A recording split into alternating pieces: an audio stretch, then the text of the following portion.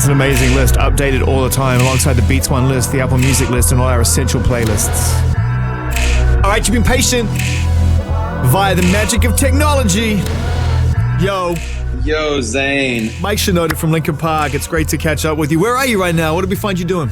I'm in Santiago, Chile. Wow, what are you doing in Santiago, Chile, bro? We're playing show number 2 of our tour. We're just getting started. I'm actually really happy to be playing some shows. I bet you've been working on this record now for a considerable amount of time and making sure that, you get as much heart and soul into it as possible. And we're going to play this song called Invisible very soon from One More Light. But I want to know how the new music feels for you and the guys in the band. Playing these new songs, how many are you getting to play and what's the feel? This is the first time we've debuted half the record live.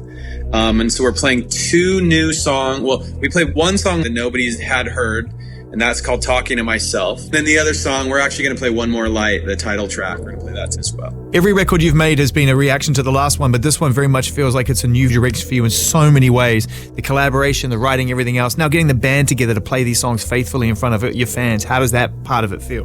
For this album, we worked on it for over a year, maybe closer to 15, 16 months.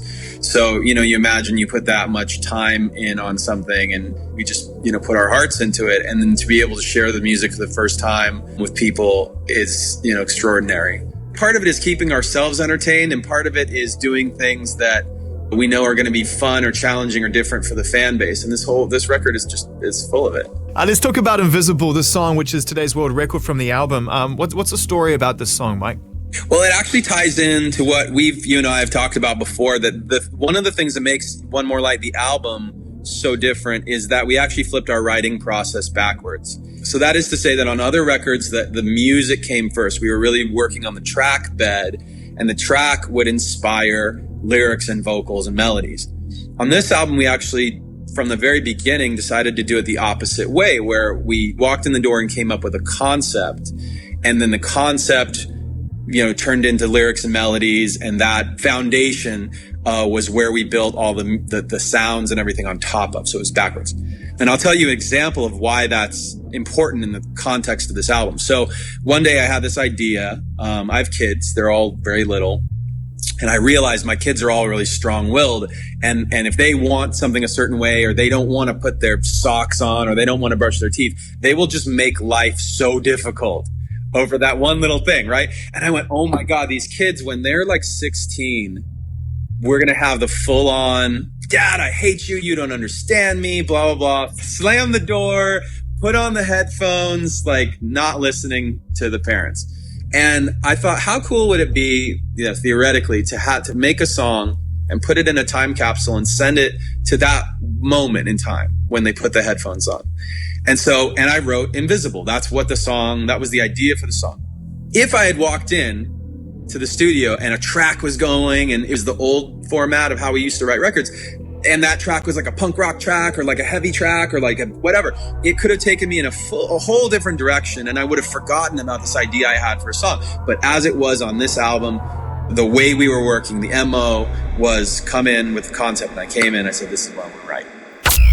الموسيقى世界学习听 Worldwide Zane Lowe's World Record.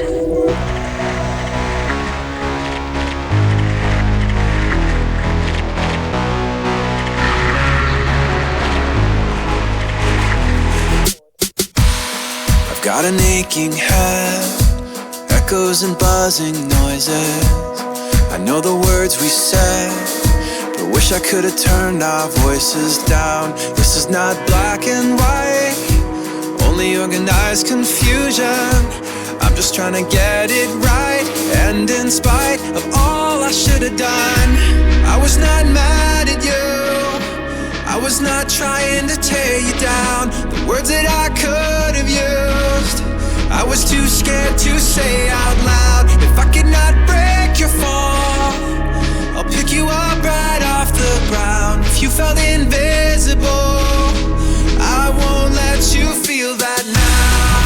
Invisible, invisible, invisible, invisible.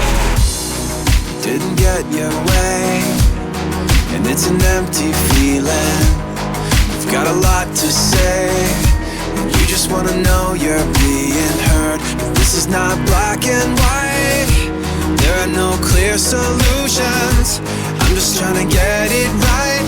And in spite of all I should have done, I was not mad at you.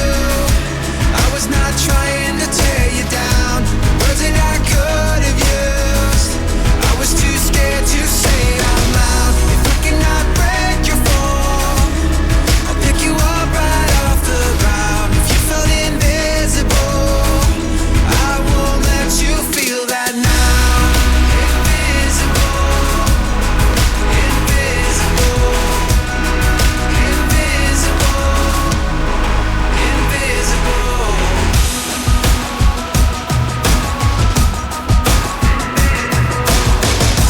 This is not black and white. There are no clear solutions. I'm just trying to get it right. And in spite of all I should have done, I was not mad at you. I was not trying to tear you down. The words that I could have used, I was too scared to say out loud. If I cannot break your fall, I'll pick you up right off the ground. If you felt invisible, I won't let you feel that now. Invisible, invisible,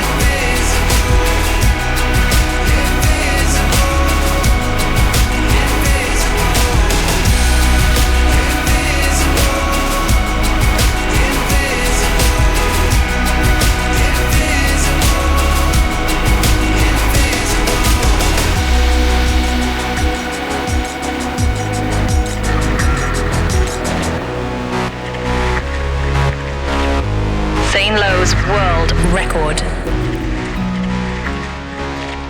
We're talking to Mike Shinoda right now in Santiago, Chile about the world record Invisible, about the forthcoming new album One More Light from Linkin Park, this brave, very craft-orientated record, working in collaboration with others. We're going to talk in more detail about that. You guys are going to come and join me in the studio here in LA. We're excited about it. Were you aware of the fact that you've never, ever named an album after a song or put a song that's also the title of the album on your track listing before? That's a new fact for me. Yeah, that's true. And I think the reason we never did it is because, to me, I won't speak for the other guys, but for me, it usually felt like a cop-out. Like you go, oh, well, we can't think of a good title, so we'll just name it after one of the songs.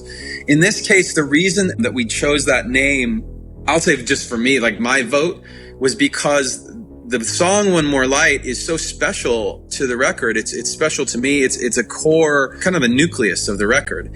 And because it's down tempo and it's basically just like a synth or two and guitar and a piano, and that's it, I just assume like it'll probably never be a single or anything like that. Like, I don't know. But yeah, like it puts a spotlight on the song and tells people like, this is an important song on the record. And that was something that I went, oh, like that's like a great reason to do this. Before I let you go, though, I want to talk about something which really sort of grabbed my attention this morning when I woke up. And it didn't surprise me. And in many respects, I kind of thought, you know what, respect. You're probably aware of this. Chester came out and was just like, look, guys, we made a great fucking debut album, but can we please talk about other things? And it's something that a lot of artists don't often do, is acknowledge the fact that whilst you make great records throughout your career, sometimes one album or two albums or a bunch of songs, that we get hooked up on them as fans. And sometimes it takes the artist to disconnect and go, guys, come on, put this in perspective. And I wondered, being a member of the band, what your thoughts were on that. It would be a dream for not only for us, but for so many artists if each record could be seen as a debut album, that you listen to the new, especially if you're a band like us, where oftentimes we want to completely kind of clear the palette, start with a blank canvas and try something brand new. For us, this is album number 7. And I'd say probably 5 of those or 6 of those albums have been that brand new kind of approach. The best analogy that I think the guys have come up with for this is like, we often use food analogies with the album. So if I hand you a Starbucks cup, and you think in your mind, what are you drinking in your cup? Coffee. Coffee, okay. So if I hand you a cup and you look at it and you go, this is coffee, and then you drink it and it's not coffee, then immediately you're spitting it out. You're like, ugh, what the hell was that? Yeah, because I thought it was maybe the answer coffee, is, Mike, and it's not maybe coffee. The answer is it's just tea. Like, tea is good. Like, whatever. Like, or it's like you expected a vanilla latte and it's a different kind of coffee.